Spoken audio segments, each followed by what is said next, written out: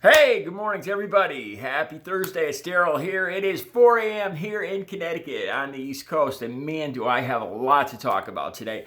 I had a video that was all made. It was about 10 minutes long. I was talking about Amy Coney Barrett. I don't know why I have such a hard time with names. I made this video yesterday, but I'm not going to give it to you guys. I was a little too easy on her. I really was.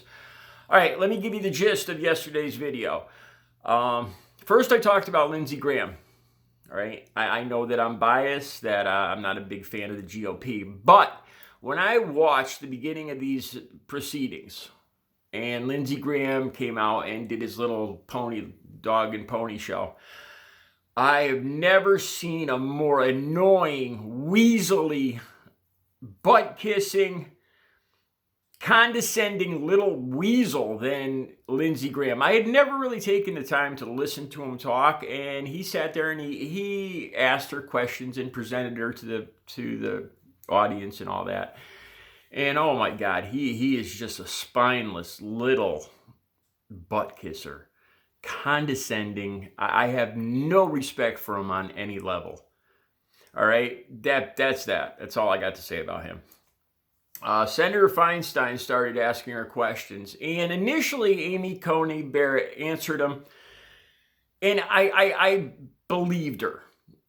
She said, look, she said, I can't answer those because it wouldn't be appropriate to give future litigants a clue as to which way I might lean on future cases. When Senator Feinstein asked her about the Second Amendment, Roe versus Wade, the ACA, Obamacare. And part of me fell for that. You know, I was like, wow, she believes in, the integrity of the system. She doesn't want to show any prejudice. I was like, wow, she might be a fair judge. And I fell for it, man. I consider myself a good judge of character. As I watched more and more, I saw her willingly answer some questions and give clues. And then I saw the Republicans introduce her as pro-life and Christian and Catholic and all this. And I was like, wait a second, she's just not talking about what she doesn't want to talk about. This isn't being honorable to the system. This is just her not talking, not giving an indication to what the things she doesn't want to talk about how she'll roll. And then when it got to the climate, that was a couple days into it. I had already made this video. When it got to the climate and when it got to immigration with separating families, that's where I said, whoa, I have to delete this video now. Because I was too lenient with her. Just watching the beginning of the first day or two of the proceedings, I fell for it, man. And then after I watched for a while, I think she's good. She's a good liar. Honestly, in the first video, I said I don't think she's a liar. She'd have to be a good liar or a faker, because I think she's I think she really believes in the integrity of the system. That's what I said in the first video. She is a good liar. She is a good liar. After watching about four days of it, I started to see the pattern. What really bothered me was it appears that she doesn't have much consideration for the working class people, for people's rights. People of all color, people of all religions, people of the entire earth. She talked about, she didn't want to talk about climate change, that it's political. Or she didn't want to talk about coronavirus being infectious. That's when, again, I had to say, whoa, I got to remake this video. This woman is bull, man. All right, now when we talk about climate change and coronavirus, these are scientific facts. They are. It's not a political talk. I think Republicans and Trump supporters want to make it political, but it's not. Science isn't political. These are facts, and the people that believe otherwise are being fooled. So, all right, this is the bottom line. At the end of that video that I deleted and this video are going to be the same. She's going to get nominated. She's going to get seated in the court, in the Supreme Court. They have the votes. They're going to push it through. All right. In my first video, I said, I don't think the Democrats should put up a big fight because it is a done deal. You got to know when you're fighting a losing battle. You know, they got the votes. It's going to go through. This is what I said in the first video, because the American people right now, with the coronavirus, a huge uptick here in 30 states, in 30 plus states, here in Connecticut, people being hospitalized, hospitals reaching capacity here and across the country again, with the cold weather.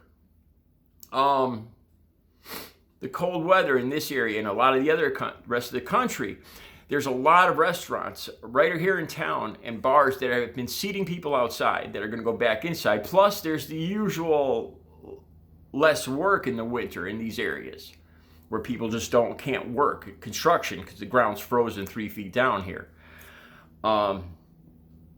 People need this stimulus. And they see the Republicans ramming this through like never before in the country's history. And I don't think they're missing this fact. I think in yesterday's video, I said it'd probably be best if the Democrats didn't make it look like they're just part of this big show. Just let the Republicans put it through, because that's what they're going to do. And I believe that once they see her, they're going to think they got a big W in their win column. We won. We seated her before the election. I don't think that's going to be the real outcome of this. I think once she's seated and they look around at the American people, the good portion of the American people are not going to be impressed. I think they'll be standing there with their arms crossed and saying, where's our stimulus? What about the suffering across the country that's going on right now? They're obviously trying to get her in before Election Day for their own purposes. The fact, look, I understand this court, they have a duty to seat her in the Supreme Court, but they're rushing to see her by Election Day, and that's for their own purposes. They're ignoring the pain and suffering in this country to get themselves, to keep their jobs, to keep their money, to keep their power. And it's not being lost on the American people. I think when this is all said and done, it's not gonna bode well for the Republicans, for Trump. It's obvious what they're doing, the hypocrisy, the lying, from the difference from 4 years ago to today. It can't be ignored by anyone. And then you add on top of that the total disregard for the stimulus and coronavirus and all that, just to concentrate on seating her for their Lord Trump. I don't believe it'll be lost on the American people. I don't think this is going to be the big W in their win column for the Republicans they think it's going to be. And my opinion was for the Democrats just to wash their hands of this and let them do what they're going to do. It's going to happen. And get back to the coronavirus, get back to the stimulus. That would be the best bet. I think it would put them in the best light. She's going to be seated one way or the other. I don't see. I'm not an expert on this constitutional law and the Supreme Court and everything, but it looks like a done deal to me. That's my thoughts on this. I don't know. My overall opinion has changed of Amy Coney Barrett. In the first video, which I haven't shown you guys, maybe if you want to see it, I'll show it to you guys after I've shown you this video. Matter of fact, that's not a bad idea.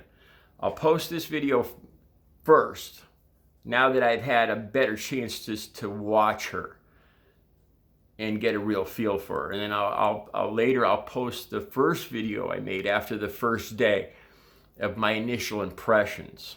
And you can see the difference.